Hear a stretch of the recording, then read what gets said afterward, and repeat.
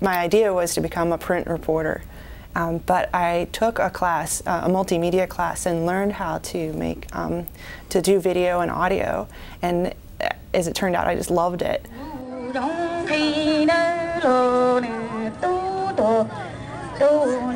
The Plesser Center gave us an assignment, which was find a group of people who aren't represented very much in the traditional media, and give them some cameras and ask them to interview each other and tell their own story.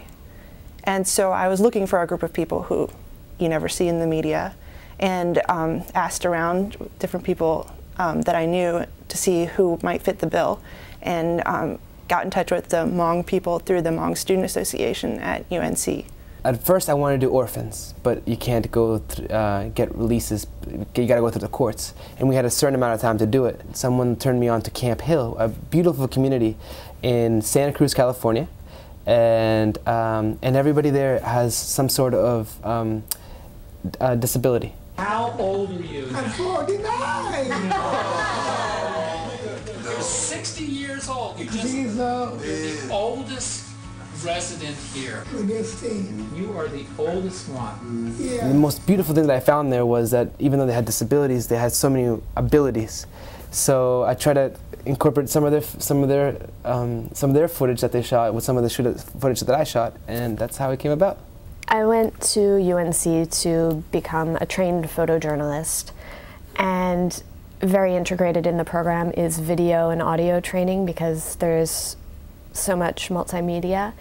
And I really love the medium. In fact, it's hard for me to just do a photo story because I like to have my subject tell their story. I like to hear what they have to say, and it just seems so much stronger rather than repeating secondhand. Giving the material firsthand is a much more powerful way to do it.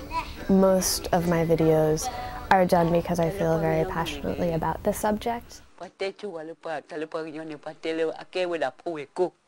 What it turns out is there's actually a Karen community, like a larger internet community of Karen, and I sent them my video, and they're very interested in using the video to explain to other people who the Karen are, so that the new Karen who come can have US sponsors, people who help them.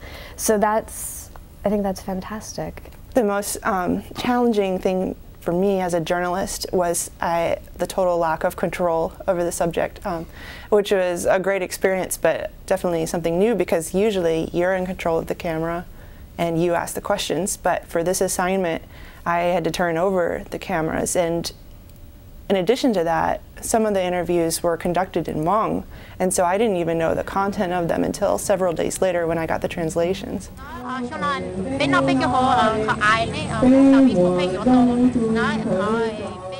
To have a story, you have to have a beginning and then a very strong ending, and then your middle has to be just full of information that is compelling to the viewer, but that doesn't lag, so it's got to have like a really nice arc. It's really encouraging to me as someone who doesn't have a lot of video experience to see that people are responding to my work, and I would just want to keep going.